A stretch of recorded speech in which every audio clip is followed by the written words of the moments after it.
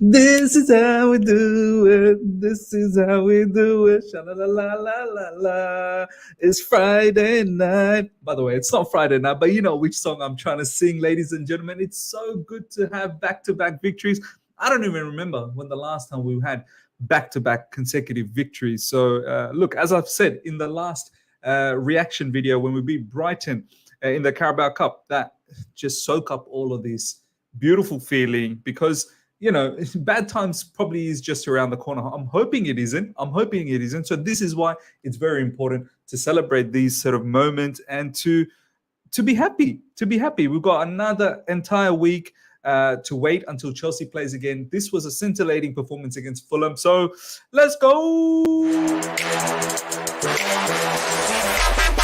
All right. Here we go, back again on the other side of the coin. All right, welcome back to the other side of the coin, ladies and gentlemen. Fulham 0, Chelsea 2. This is your match reaction. Sorry I couldn't do this straight after the game. My throat was gone after the watch along. After doing the stream for 3 hours, my throat was absolutely ruined. And already I've got a issue with my throat. I had a throat infection a few days ago, which I'm still recovering from. I just couldn't do a match reaction straight after the match. I was just absolutely devastated. I'm still hurting off the back of that particular stream, but we shall carry on. We shall soldier on. So look, very happy, very ecstatic. That was a very, very good performance from Chelsea Football Club, from top to bottom, whether it's in attack, whether it's in defense, whether it's the goalkeeper. Every single player put in a shift. Every single player put in the effort. Honestly, I can't think of too many players that did poorly in that particular match, if any. To be honest, I don't think there was any. Overall, it was a very, very professional performance, and not once did I feel that Fulham actually had anything going on. In the second half, they did slowly sort of started to come back into the match. There was only the one particular big save that Sanchez made, but besides that, I don't think there was any other threat. Everything else we kind of nullified, we negated. But we were buzzing. Let's start from the top, ladies and gentlemen. I'll start with the particular lineup. Let me just showcase exactly how we set up.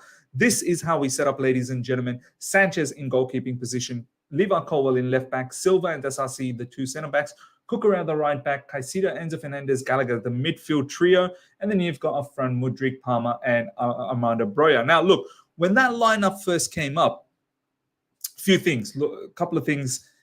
When I saw Armando Broja, I was absolutely ecstatic. I was so happy. I just didn't expect that. I thought Armando Broja is definitely not fit enough to start. But I think there's a particular statement being made here in regards to whether Sterling is good enough or not at the moment. There was some reports before the match that Sterling only joined training about a couple of days ago. He's been a bit ill, so maybe that had some factor to it. But his form has been a bit up and down in recent times. So that could have played a part for Broja to start. Obviously, Nicholas Jackson was suspended for this particular game.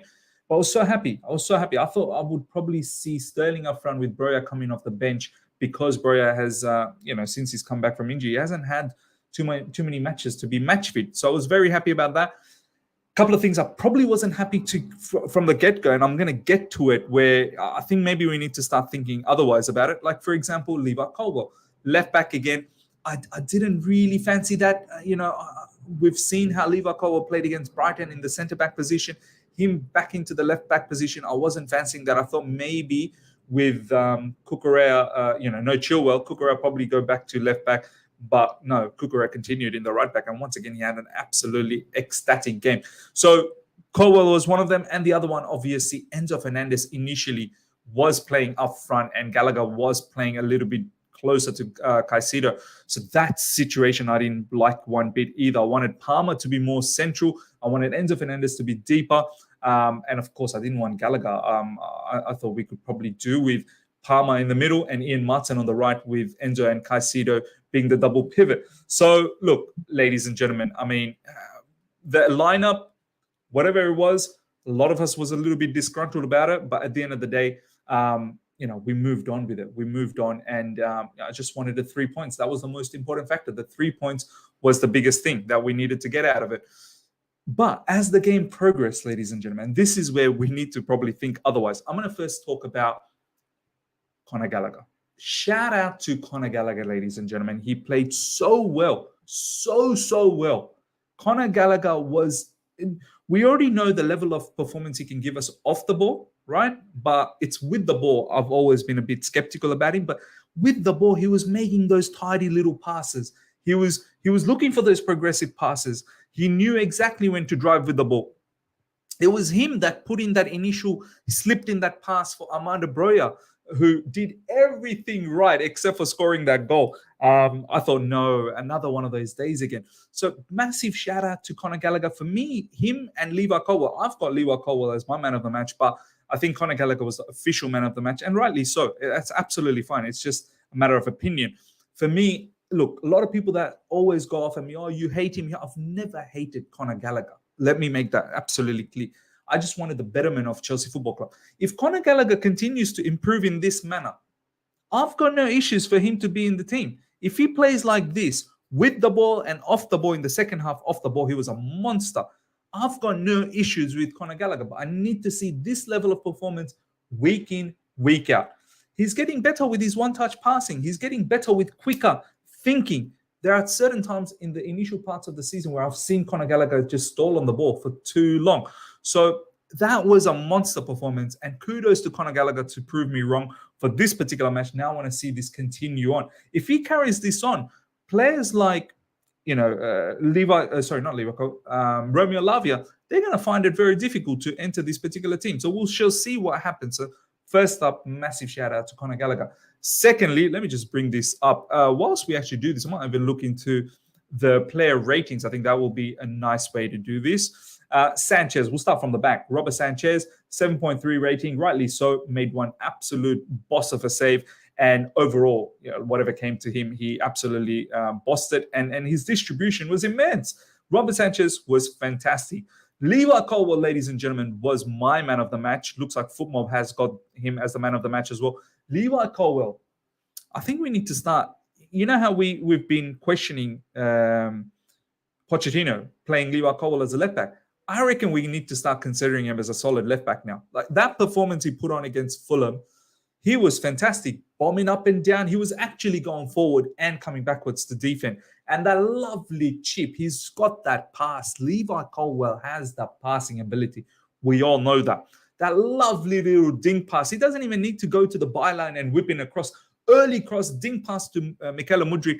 Beautiful, sensational assist for Levi Colwill. And all throughout the match, defensively, Levi Colwill was an absolute monster.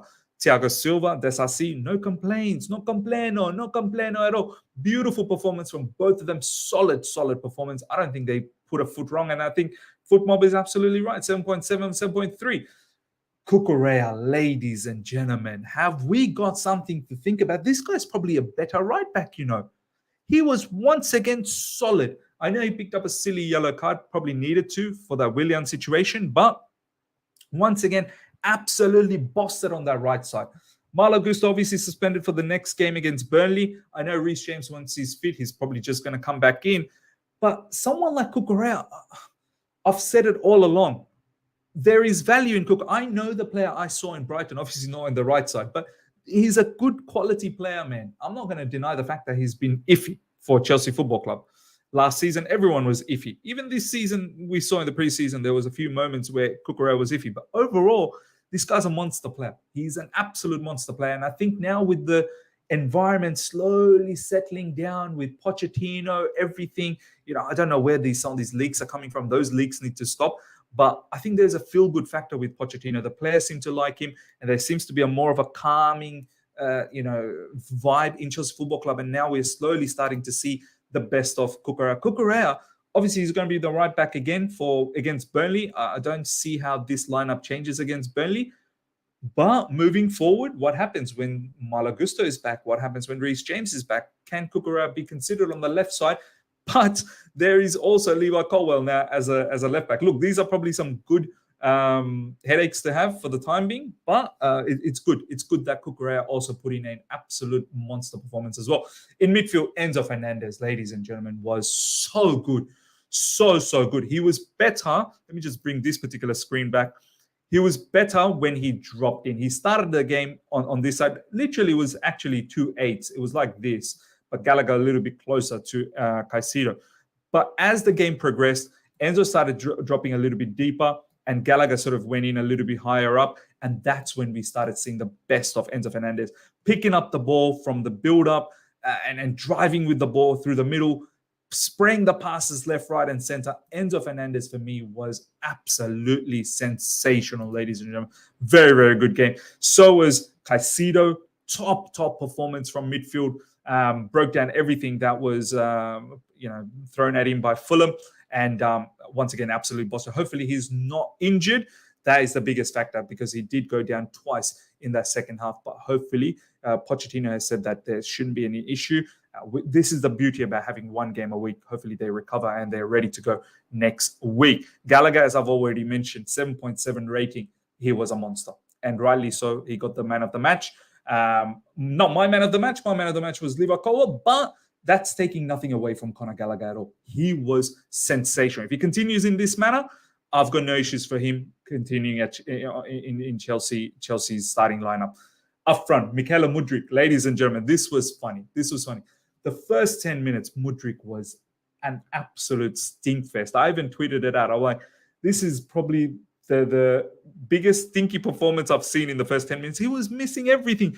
His touches was, getting away from him. He couldn't trap a ball. His shots were skied. But after the 10, 15 minutes, he came alive. As soon as he scored that goal, and I'm so glad he got that goal, ladies and gentlemen. Finally, he scores that goal for Chelsea Football Club in the Premier League. And I'm so happy for him. And a lovely finish as well. Nice dink pass from Mykhailo, a lovely finish from Mykhailo Mudryk. He's been working so hard. Pochettino says this in post-match. Like, he's been working hard in training. He's been working hard in the gym, as we all know. Some people said when he got substituted at halftime, maybe he's gone to the gym for a session. Look, hopefully he's not injured. Poch, I think, also said post-match that it's just he was feeling something in his quad and they didn't want to take the risk. But he should be fine for next week. And look, this is reward for Mykhailo Mudryk's really good performances for the past 3 games. Now with this one, 4. So just rewards with that goal, and I hope he carries on like that. Armando Broja, another one. Very, very good game, ladies and gentlemen. I wish he scored that first goal. He did everything right. He literally did everything right for that the miss that he had in the first 5 minutes.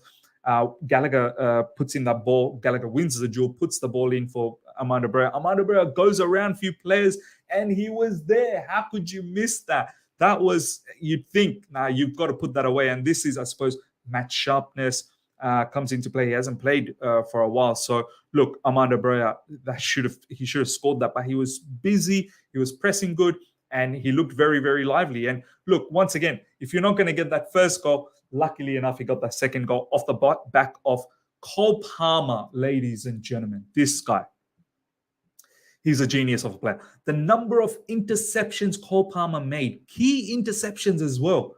He just reads the game so well. It was his interception that he then put a through ball in for Armando Broja. Luckily enough for Broja, that was actually Fulham defender who put in that ball, and it came off Broja and it went in. And look, sometimes you need that bit of luck. But overall, for me, Cole Palmer is a difference maker for us. This particular team, ladies and gentlemen, I'll tell you right now, and I've said it all along. Some of you guys were consistently telling me it's not good enough. It's not. I said this, it's not about the team not being good enough. I'm not going to sit here after spending £1 billion that this team isn't good enough. This team is good enough, but we just needed a right structure. We just needed a right system and a little bit of momentum. And it seems like, and I said it before the Brighton game, that maybe just let bygones be bygones. Let's start thinking positively, not just simply for the sake of being positive, not like that, not false positive, but actually have this feel-good factor that maybe something might start changing. And it started happening from that Brighton game. Now we took it for the Fulham game, and hopefully we can take it for the Burnley game before the international break comes around. But overall, ladies and gentlemen, fantastic performance. Let's have a look at Round the Grounds, what's been said on social media post-match. Mauricio Pochettino, we're going to be so competitive. It's an amazing and talented squad. It is only a matter of time. Love it. Mauricio Pochettino, it's always important for the offensive players to score. It was Mykhailo Mudryk quad. Hope it was not a big issue, and it will be ready for Saturday. I am so happy for both Armando Broja. Hopefully, we can recover for the weekend. I love it. It was important for us to build our confidence and trust ourselves. The performance was very good today. The performance was fantastic. I'm so happy we got what we deserved. Love it, man. Absolutely love it. This is how the table looks like, ladies and gentlemen. We're still 11th, but the recovery hopefully is on its way. Hopefully we get that victory against Burnley and we can keep moving forward and perhaps get into that 8th position, looks like, or at least 9th.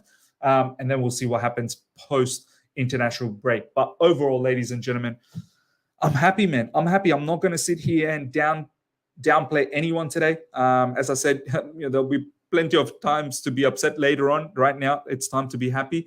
And I hope, we're starting to see some level of football and some level of chemistry that's being built in Chelsea Football Club. And hopefully Pochettino can keep working on this. And we don't see any more of those leaks that was coming just before the match from Liam Toomey and Simon Johnson and this, that, the other, and some source that's been leaking. Look, we want the best for Chelsea Football Club. And hopefully these young players can now just feel this, the taste of victory and make it a habit. That's what we want. Ladies and gentlemen, hope you guys have enjoyed this. Smash the like button. I'm buzzing. I shall see you guys later on for All You Can Eat Chelsea. We've got a show coming up, so do tune in for that. Smash the like button. If you're here for the first time, subscribe, hit the bell notification to stay in touch with all my content. Until next time, everyone, take care and see you.